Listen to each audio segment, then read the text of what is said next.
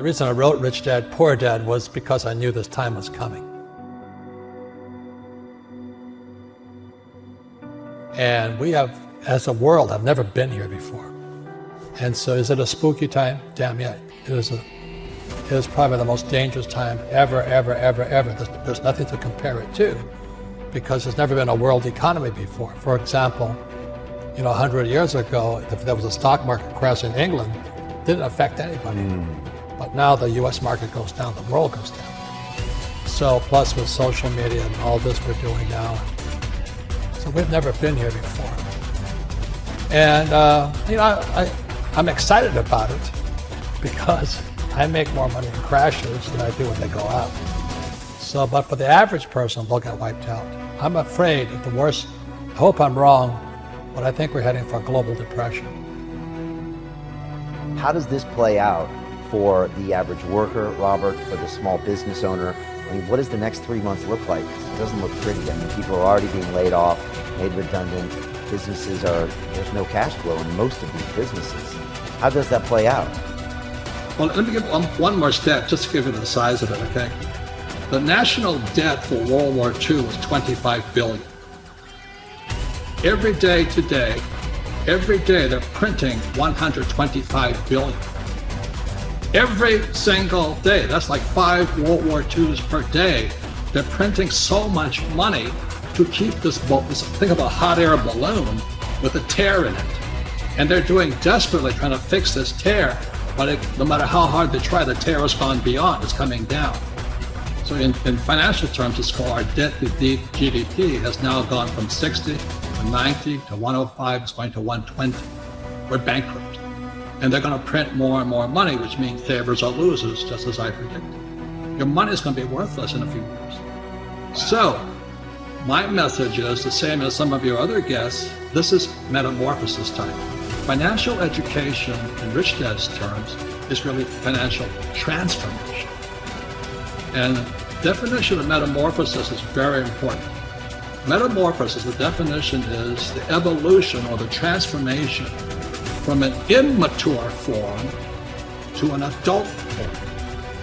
An immature form to an adult form. Metamorphosis is the same as a caterpillar turning into a butterfly. And Fuller always said there's nothing to predict a butterfly inside a caterpillar. So everybody listening right now, if you're struggling financially, just think of yourself as a little caterpillar. And this crisis is your cocoon. The question is, what do you emerge as? Do you emerge as a victim? The world did that to me, and the capitalists are crook, and the rich are bastards, and all this stuff? Or do you say, oh, this is the best thing that ever happened to me? The same as my health. I am ground zero for the coronavirus. All that does is inspire me to get healthier. You're either going to get healthier and wealthier, or you're going to go bust. Your choice.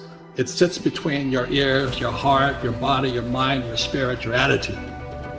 This could be the best thing that ever happened to you, physically, mentally, emotionally, spiritually, if you turn out to a butterfly or somebody will step on you like a little worm. It's your choice. Now, if you're in trouble today, my message is not so kind. This is hard talk, not happy talk. The crisis is in your head. Now, that's the bad news. The good news, you can change the crisis by changing what's inside your head. And so I hate to brag, but I'm doing extremely well financially today because as I was warning everybody, this crisis was coming. But it would be irresponsible of me to warn people of the crisis and not personally make changes myself. So The good news is the crisis is in your head. The bad news is in your head. The most important thing that can happen right now is not job security, but meaningful work. So you and I don't need the money, but our work is meaningful. And it's our meaningful work that gets us through the hard times. So the good news is my company is sold out. We cannot keep up with product. The bad news is the supply chain shut down, but that's a good problem. We have tons of cash. I have gold, I have silver. And I do have challenges in the real estate market, but that's going to make me stronger. That's my only attitude I can have. Otherwise, I just cry and say, well, the government should take care of me. I need a bailout. I need a stimulus. So what can I do? I'm one of them. What do I do? Does it go back to employee, self-employed business owner, investor? Like, go find a business, go start a business, go reposition yourself career-wise? You know, is there a 1, 2, 3 step process on what I can do to be prepared for it? I have a friend in Panama. He has an avocado farm. So he's sitting in Panama growing avocados. He says, because people have to eat. Another guy's, a friend of mine, is growing blueberries. But another friend of mine, he moved up to, he was from Seattle. He had a big house. His kids all moved out. So he converted the kids' bedrooms into one-bedroom apartments. So he put a kitchen and he put a toilet inside his little bedrooms. And so he now rents out 4 bedrooms. He's making more money today than ever before because a lot of workers commute to Seattle. So they come in, they check in, they come in on Sunday night, they check out Friday afternoon. Inside their little house. He's making more money. So the point is, everybody can do something, but you got to figure out what you can do.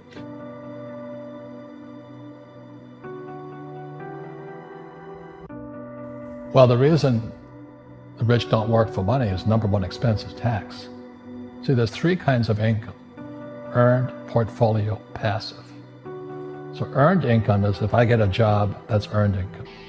If I'm a doctor or a programmer, that's earned income because I'm working for it. If I buy, let's say, Apple for $10 and I sell it for $20, that's portfolio income, capital gains. Yeah.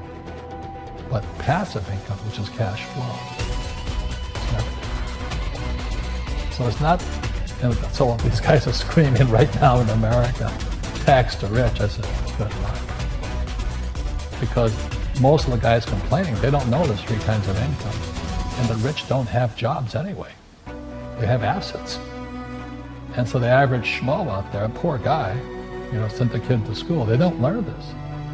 So that's why in Fake, as you were talking about it, there's a newspaper article about Jared Kushner, and he explains how the Trumps and the Kushners don't pay taxes and make millions of dollars. And the reporter couldn't understand it because our schools will never teach you that 3 types of income. And they judged him and say they're wrong and it's cheating. And we see that over and over again. Amazon not paying taxes. What do you say to people when they come up and say, Robert, it's not fair. It's not fair they're not paying taxes. Well, there's always 3 sides to a coin, heads, tails, and the edge. So which side of the coin are you on? From my side, it's fair. But this is the difference. Everybody can do the same thing I do. The tax laws are for everybody. We don't say, well, the tax laws are only for the rich. No. The tax laws are for everybody to use if you have the right financial education. And the reason I'm an advocate of financial education, without that education, you have to pay taxes. You see, very few people will buy what I do, make $1 million and pay 0 tax. That takes, and my rich dad taught me that playing Monopoly. That's how it started. 4 greenhouses, 1 red hotel. For the McDonald's one, right about it there. McDonald's, Ray Kroc. McDonald's is in the real estate business, so they sell hamburgers, but they buy real estate, so they pay no taxes. This guy Bezos was $16 billion. How much tax did they pay on the $16 billion? And that's all legal. Anyone can do it. Everybody can do But most people lack the education. Correct. So Jared learned about money when he was a kid by watching his father, by watching these people invest in real estate, and said, wow, not only do you get to make the money, you get to keep the money. That's a big problem a lot of people don't understand. They, look how much money I made, but how much did you keep? Because that could be half. How much tax did you pay? Right, what tax did you pay? And so you always say, this is the law. The law is true for every citizen. You can do it, but most people just don't do it. Sometimes, like you said, they don't have the education, because you need to have a plan if you're gonna go do risky things. Well, it's not risky. I mean, to me, what's risky is having a job and paying taxes and saving money because they're printing it. That's the worst thing of all. And that's why there's fake money, fake teachers. And the teachers will never, they don't know it. And fake assets, because Wall Street or the City of London or Lehman Brothers or Goldman and all, they're not going to tell you this.